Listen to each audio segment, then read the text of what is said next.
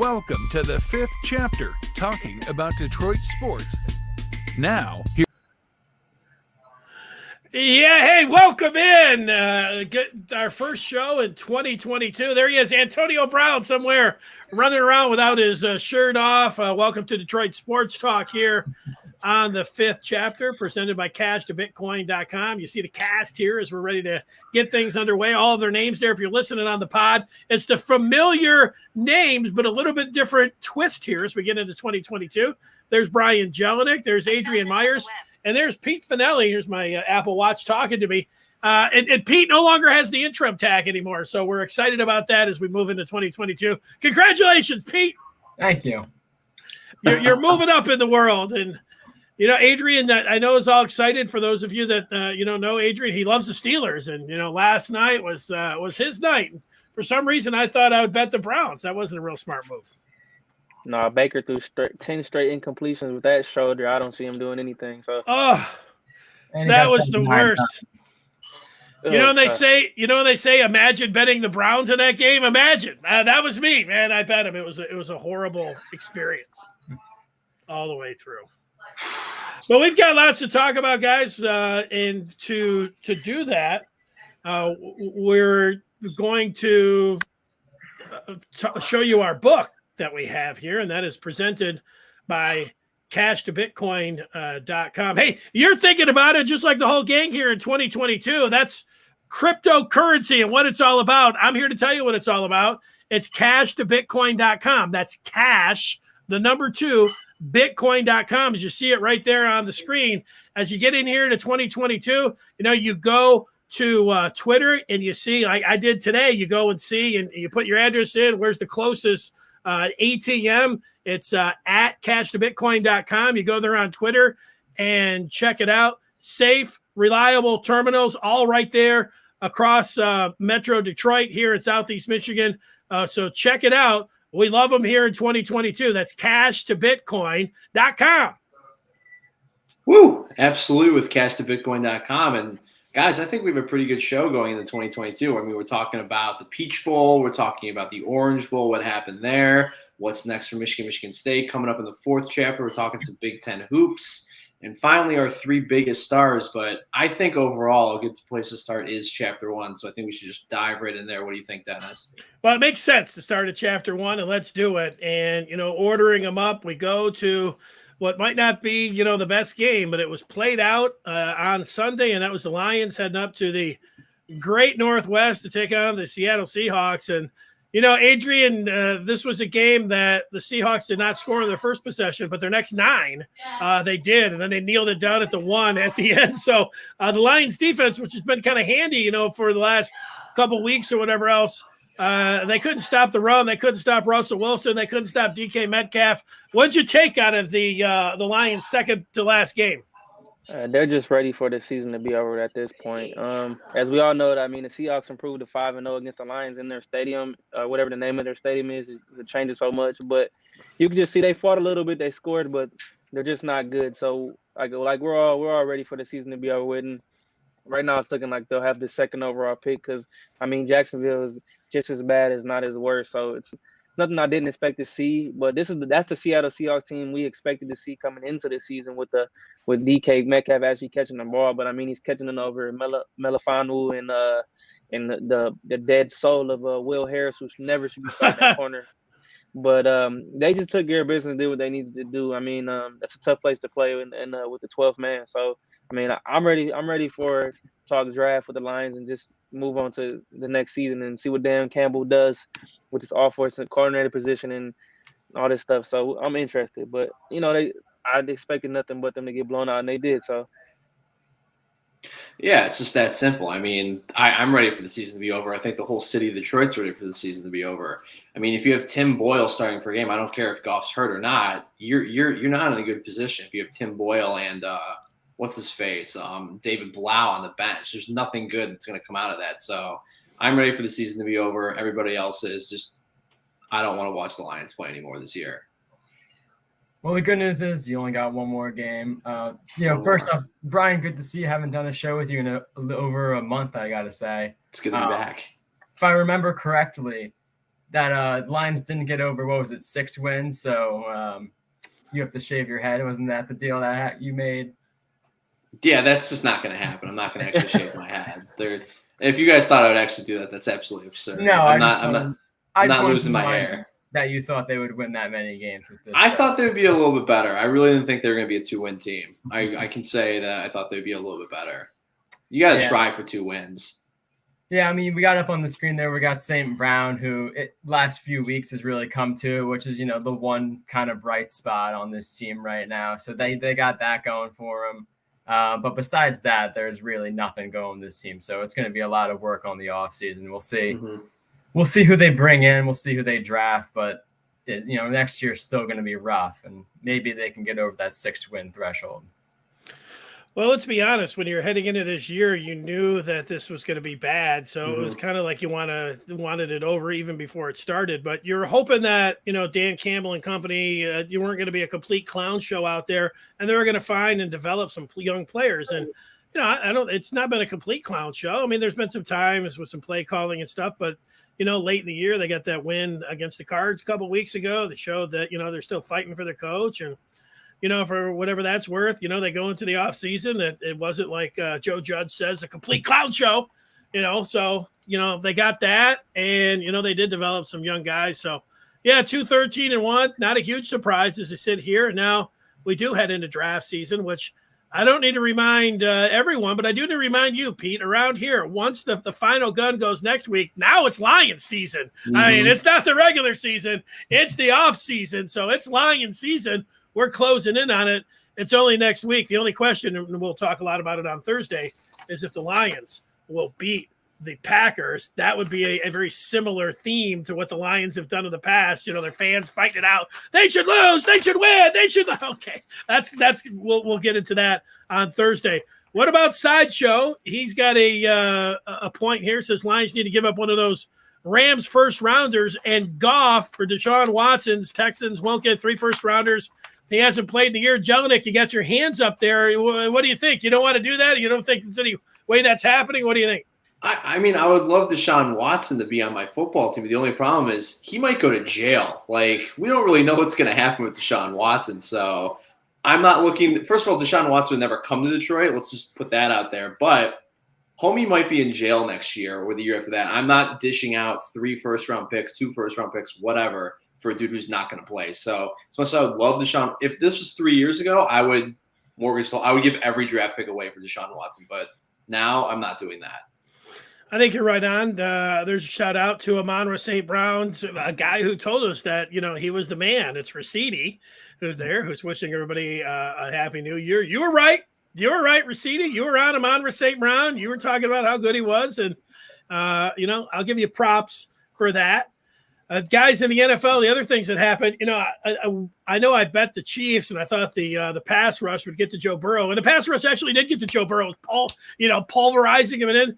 But Joe Burrow, it doesn't matter, man. Go ahead, smack him in the face, punch him in the mouth, and he'll just put it up to Jamar Chase. And that was one of the best performances that I've ever seen in NFL history. And I'm getting up there, man. Chase was, that was great. I don't think I'll ever forget that performance. I mean, go ahead.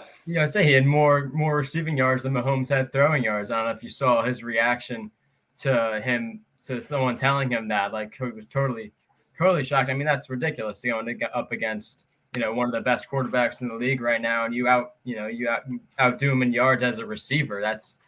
He was insane against the Chiefs defense.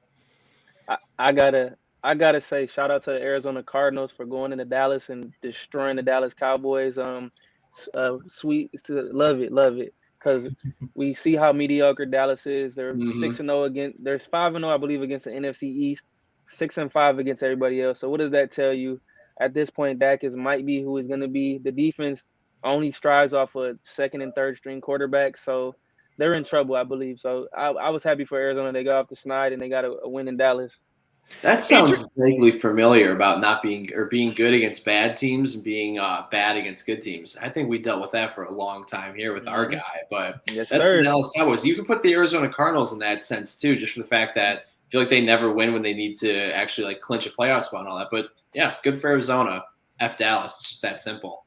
I seen you tweet about your boy Stafford too. So. Oh, I can't wait to, it's going to set up, Stafford going in possibly into Green Bay and go up against his nemesis at Lambeau. I don't think anybody thinks he'd get it done there. Pete and I supply the opinions. Jelinek, when it comes to trades, he jumped in. And Adrian, you're the draft guy here for the Fifth Chapter. So address David here. We'll have you take care of this one before we get to the second chapter. The Lions should take Kenny Pickett out of Pitt with that first pick. He is the best quarterback in the draft. So we're sitting here talking about maybe. I mean, the Lions probably will win that game on Sunday, but wherever in the top 5. What about Pickett going in the top 5 to the Lions? No, he's not a top 5 quarterback. Pickett reminds me he's a little better than maybe Mac Jones. His ceiling is not high. His floor is very low. My favorite quarterback in the draft is Matt Corral. I mean, he avoided serious injury in the Sugar Bowl. But the Lions aren't going to do that. I just don't think they're going to go quarterback in the first round. They'll probably maybe second round if Ritter or Carson Strong's there, but I just don't see them at this point. There's too many needs for them to be able to go after that. Can I say something about Kenny Pickett? You know those stories about you see a group of girls at the bar and they're like they all look really attractive, and then when you separate them, they're not attractive. Mm-hmm. Kenny Pickett's like the most attractive girl out of the bunch, and he's not that good. It's a group of bad quarterbacks. It's that simple. None of them are that great. We all saw how Sam Howell just decided to die. Like, they're not good this year. So the fact that Kenny Pickett's being talked about being a top 5 quarterback is absurd. So I am not taking Kenny Pickett in the first round, period. And if the Lions go with a quarterback at the second overall pick, I have to jump ship. I don't know what I'm going to do. That's just absurd. You're absolutely Pete, let me jump in there. The problem, Jelinek, is that it's 2 a.m. and the Lions are drunk. I mean, they're grabbing one of those girls. But you're paying a ridiculous amount of money for Jared Goff next year. Jared Goff's going to be playing. Why would you burn a high pick when you need so many other needs on the team? It's just a stupid idea. If Holmes does that, come on, man, you just can't do it. I'm gonna agree with you on that one. You're absolutely right that he doesn't deserve. It's a weak class. None of these guys deserve to go that high. But it's going to happen because teams are desperate. They need a quarterback. They don't want to wait because, someone could come in and swoop up their guy. And whether or not it's going to be the Lions that do this, we don't know. I don't think they're going to do it with their second pick. Maybe with the Rams pick they have in the first round. Maybe they'll wait and be smart, go second, third. But, somebody's going to do it. They're going to use a top 5, top 10 pick. And these top 3 quarterbacks are going to be off the board really quick. All right, let's turn the page. Yeah, and that's just going to bring us in and talking about Michigan getting railed in the Orange Bowl. I mean, I'm just as surprised as I think you guys are. I mean, I bet Michigan money line. I was super pumped for the game. I thought Michigan was the best team in the college football playoffs. Just the fact that Georgia kind of got run by Alabama in the SEC championship. Alabama's team wasn't that great compared to other Alabama teams in the past, and wow, they just did what Michigan State did in 2015. It's just that simple. I mean, this isn't a knock by any means, but Michigan it was bad. You can't go into the college football playoff and do that. And I'll knock Michigan State for doing the same thing. It's just that was a bad look for Michigan. It was bad, 34-11. This report from Jamie Edmonds is following up what The Athletic is reporting today, that Jim Harbaugh interests possibly on both sides, from Harbaugh leaving Michigan and going to the NFL, possibly to the Bears or the Raiders. Adrian, do you believe any of it? Oh, I definitely believe it. He flirts with the NFL every year. Last year he flirted with him. He wasn't a hot enough commodity for teams to, go after him. But of course, after having a season like this, I mean, why not talk to him? He's gonna flirt. It's just part of how the coaching carousel goes in football. I'm not saying he's gonna leave or anything, but I think those reports are pretty accurate and pretty real. So if it's gonna happen, who knows? But if it does, Michigan fans, don't be mad and don't be surprised, because this is just the way business works, especially with him taking that pay cut last year. He's gonna want more money from Michigan if he is a state. And I think this may be a play for him to get leverage, to get more money. Good point. Pete, you had to deal with this in Penn State with James Franklin. He was going to USC. He was going to LSU. He signed a big fat deal, extension there to stay in Happy Valley. Do you think that's what Jim Harbaugh is up to here? Yeah, I don't know. Well, I could definitely see him going to the NFL, taking the money. Maybe if Michigan offers him enough, who knows? But I'm just, I'm frustrated I said last week, Michigan going into this game, we were talking about if they lose, if this season's going to be a failure. And I said, they can lose, but they just have to act like they're supposed to be there. And they didn't really do that. I mean, I got blown out. Their offensive lineman came out wearing shirts saying, run the damn ball. Hassan Haskins, 39 rush yards. The team overall under 100 rush yards. They didn't act like they were supposed to be there. And, whether or not Harbaugh leaves or goes to the NFL or he stays, it's tough. I mean, they didn't do the one thing that I said they need to do. They lost, and they lost bad. So yeah, it was a fantastic 12 games that they played, but in the 13th game, but not the final game. The final game was terrible, and you're remembered by your last game there. One thing I believe myself that last year that Jim Harbaugh, if the Bears didn't make the playoffs, that he would have gone to take that Chicago job. Now, you have such a fabulous season. Michigan fans are like, oh, this happens every year. He's not going anywhere. All this stuff is made up. Could be a leverage move. It also could be one of these things like, Pete, Jim Harbaugh may have sat down there in Miami and said, you know what, this is our ceiling. I'm not going to be able to beat Georgia. I'm not going to be able to beat Alabama. Texas A&M, the way they're recruiting, how am I going to stay on the field if we end up playing Texas A&M? And now Ohio State's all riled up. They want to beat us, 200-0. Next year, and now, he's got a chance, and he may say, you know what, if I don't take the NFL job this year, who's to say? You have to. It's not like you can get beat by Ohio State and lose another bowl game. He's attractive now. So there may be a chance that he would, take a peek. And now his kids, he's got 3 young kids that are in Ann Arbor. His dad lives across the street. But you know what?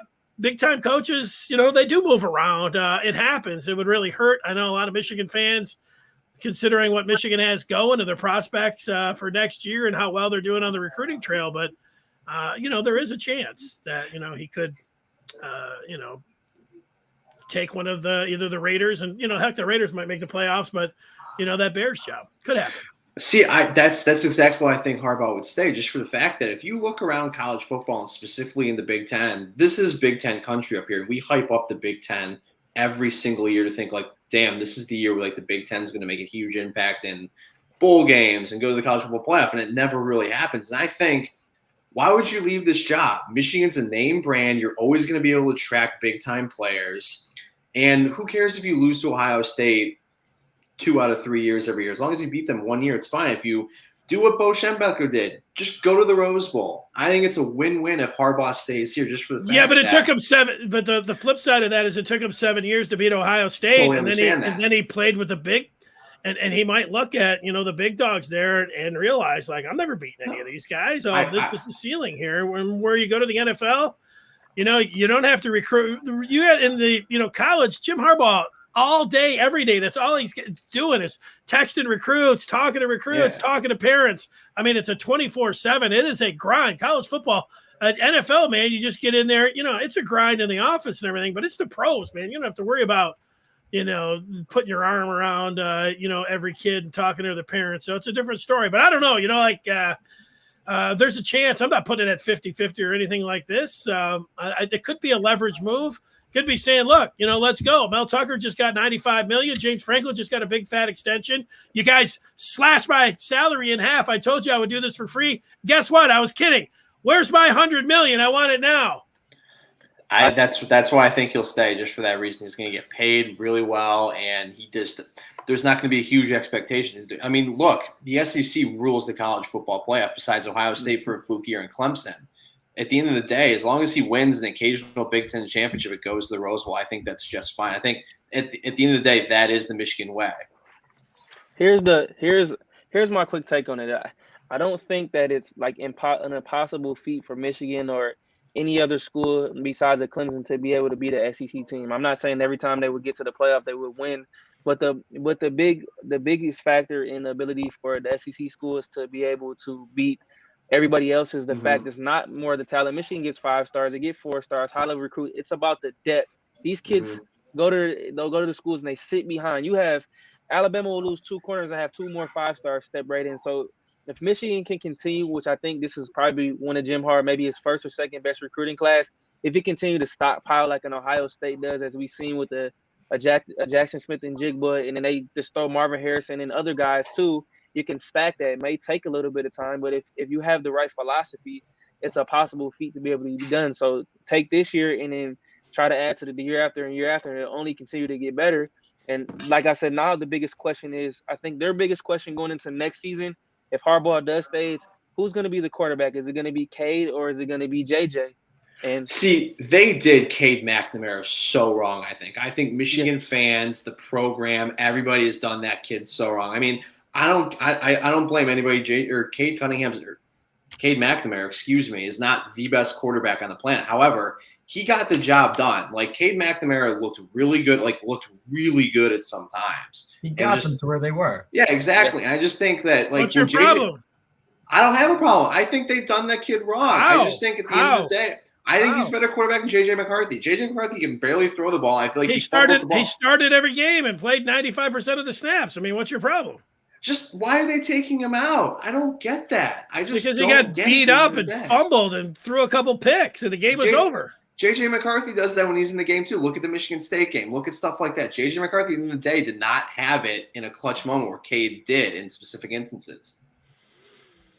Yeah, well, it's going to be the off-season talking point, that's for sure. My guess is that J.J. McCarthy's the quarterback next year. He's going to be the guy that's going to be taking. That's my guess. Snaps. They have to. He's going to get the preferred because he's a 5-star. So, all right, we got to move on. We got to get going, man. We got to pick up the pace. You know, we got Pete taking so long and all these. I'm just messing with you, Pete. David's talking about the illegal procedure call in our center for breathing in the first series. He's thinking there's some bias, scoop and score that was called back in the national. Yeah, David, I you know what? There was a bad call or two, but they, Georgia scored on the first 5 possessions. I mean, it was a boat race. It was a pummeling. There's nobody to blame except Michigan themselves. Didn't have a very good game plan. Michigan had came out like a C, and Georgia's an A. When you got better talent, that's a recipe for what you saw there, a complete waste job. They made Stenson Bennett look like a 5-star quarterback. They made him look amazing. And he's not that good. Stenson Bennett is not that good at football. He is against Michigan. Yeah. Real quick before we move on to the next chapter, Raj put in a comment that I'd like to answer about Sean Clifford real quick. All right. Just real quick, I want to clear it up. He said he asked if he should go to the Lions. Just real quick, I want to say no. He's coming back for his 6th season for a reason. It's because he's not NFL caliber, and he thinks that if he plays again another season, maybe he'll have a shot. No, he's not gonna. At the end of the year, he's not going to be the starter for the Penn State team. He's not NFL caliber. You do not want him on the Lions. All right, Jelinek, we go and turn the page. We go to the Peach Bowl, Michigan State. They didn't have Kenneth Walker. Kenny Pickett wasn't on the other side. It looked like Michigan State was going to lose, but they scored 21 points in the 4th quarter and won the game in amazing fashion. So how do you feel about the Peach Bowl and MSU going into the offseason? That Peach Bowl, you can say a lot of mean things about the team, but as long as a win's a win, you can always say that was an ugly win to begin with. I mean, barely able to beat a 3rd-string quarterback for 3/4 of a football game really hurts. It did not look good at all. Peyton Thorne looked atrocious for 3.5 quarters of that game, or just 3 quarters until the 4th quarter. But I don't know. I mean, I just feel like this season was magical, and I think Mel Tucker's definitely building something, but I just don't see Michigan State beating Michigan next year, like winning all these games in the fashion that they did. I can see them coming down a little, leveling off a little bit next year, but it makes you excited. You think they'll be able to compete towards the top of the Big Ten East in years to come. Adrian, quickly on the Peach. I would say I was impressed with them late in the game. I mean, they had a 3rd-string quarterback, but shout out to Cal Holiday. He had the pick 6. The defense, Brian, can't get any worse. I mean, any worse than it was this year, so they can only get better. He's 21st in recruiting. You got Berger coming in, the former Wisconsin running back, so that's the big key to next season. I like where they're going. We'll see if Peyton Thorne returns, and then Jaden Reed's coming back next year, so that's a huge grab for Michigan State. I think they'll be an 8 or 9 win team next season. The only tough part about next season is, of course, no Kenneth Walker, who's obviously your workhorse. So without him, you got to figure out if it's Jalen Reed or Peyton Thorne's going to step up, who's going to be your guy on offense, and with that's going to be the deciding factor if they are that 8-9 win team, or they go back to last season and they're only get a couple wins. Yeah, to me, it was an excellent season. And, when you say a win's a win, 21 points in the fourth quarter, it's how you finish. I mean, it looked like they were going to lose that game, but, they had some highlight reel catches out there, some one-handers, and, being able to get in there and make the plays at the end of the game, solid all around. You get that springboard into the offseason. You feel great about the program. You get a win. You feel awesome, feel really good about Mel Tucker and what he was able to do. So, you feel pretty good about that. A couple of the feedback before we get into the fifth chapter and our 3 stars in the world of sports. David saying Tucker finds a way to win. It's impressive. Also mentioning that, I don't know why that one keeps folding, but Michigan has a soft schedule and we should be in the hunt. Soft. Colorado State, Hawaii, UConn, Maryland, the first 4 games. They should start 4-0 before they go to Iowa. So you're right about that. You never know with Iowa, though. They're either really good or really bad, so we'll see what Kurt Ferentz brings to the table next year. Good point. That game could be at night, too, and it's Adrian always points out it's really difficult to play in Iowa City at night. And he's right. That's why he points it out. All right, so the fifth chapter, as we roll into 2022, once in a while, on Tuesdays, we will look, just like on Thursdays, we have Penn State Pete's Pick'em. On Tuesdays, we go back to the entire week, and we name 3 stars each individually in the world of sports, either locally or nationally. That is the only parameters to the 3 stars of the week. Let's start with Penn State Pete. Pete, do you understand the assignment? 3 stars in the world of sports. Go 3, 2, 1. I got you. So you know what? I'm gonna go 3 and 2. There's going to be the combination Joe Burrow, Jamar Chase coming in against the Chiefs. Arguably the hottest team in the AFC coming in and putting up an absolute show. Amazing game. They got in there, got the win, clinched the AFC North. So 3 and 2 is that combination right there. And then number 1, also from the AFC North, it's got to be T.J. Watt with 4 sacks against the Browns last night. 1 sack away from the record, I think he locked in Defensive Player of the Year right there. And if he doesn't get it, then I don't want to talk about it. But for that's going to be my top 3 right there. Over to Brian Jelinek with his 3 stars. Russell throwing it to him. Yeah, I'm going to stay local for number 3 and just do a combination of Mo Sider and Lucas Raymond, just for the fact that they're making the wings relevant and fun to watch. And then 2, just as a joke, I just said because Antonio Brown stole the thunder from everybody's news on Sunday. That was just absurd in every way, shape, and form. And I just want to say that guy needs help. I think he's a jerk, and he just needs help on top of that. So just want to throw that in there just to have that out there. And number 1, Joe Burrow. He's put himself into like one of the 5 best quarterbacks in the league. He's awesome. He's fun to watch. He's athletic. And on top of that, just like he seems like an awesome guy. Like Joe Burrow just seems like a cool dude in every way, shape, and form. So Joe Burrow, you're the man. I think you're going to be probably the best quarterback in the league in the next 5 years or so. Herbert. Well done. Let's go to Adrian Myers for his 3 stars. All right, at 3, I'm going to go with my boy Big Ben Roethlisberger. He hasn't been good over his last 3.5 years, but I got to give him a shout out on the show. He didn't play that great last night, but, Najee finally had a hell of a game, 188 yards, a touchdown. But Big Ben, he got one last one in Heinz Field. Made us proud as all Steelers fans. At 2, I had Joe Burrow, and I'm going to stick with Joe Burrow. Nothing to be said. Man is a monster. Throwing the ball up to Jamar Chase, 4 touchdowns. He's a stud, and I'm really afraid over these next few years playing him in the AFC North 2 times a year. And number 1, I'm going to go with locally since we've been banging on them all year long with the Pistons. 2-0 to start the year in 2022. Sadiq Bey having a phenomenal last 2 games. It's a game winner in OT over 2 Spurs, and hey, they're down, so this shot means more. Then he scores 34 points last night against the Milwaukee Bucks and Giannis, who were fully loaded. So I just wanted to give them a little bit of credit. He's finally playing better because we've been on him all year. He's been playing horribly, but it looks like maybe he's turning the corner this year. All right, well done. Before we get to Rob's 3 stars, I'll give you mine. I'll go to that Peach Bowl. I'll give my number 3 star to Peyton Thorne. Guy threw for 354 yards and 3 touchdowns, 21 points in the fourth quarter for a Peach Bowl win, and he's coming back. That'll get you some recognition. My number 3 star. My number 2 star, I'm going to go with the Rose Bowl and the combination of Stroud and Smith Najigba, who went off for some crazy like Jamar Chase type game. I mean, it was a fabulous game. And I had Utah plus 4.5 and ended up cashing. Ohio State won the game. It was great. It's always great watching the Rose Bowl, and it was the bowl game of the year. My number 1 star, I go to the Orange Bowl and give it to the linebacker for the Dogs, Nakobe Dean. That guy, freak. Hey, man, I know this was said as a joke. Hey, the Lions are now going to take Nakobe. You know what? If the Lions can do worse than taking Nakobe Dean.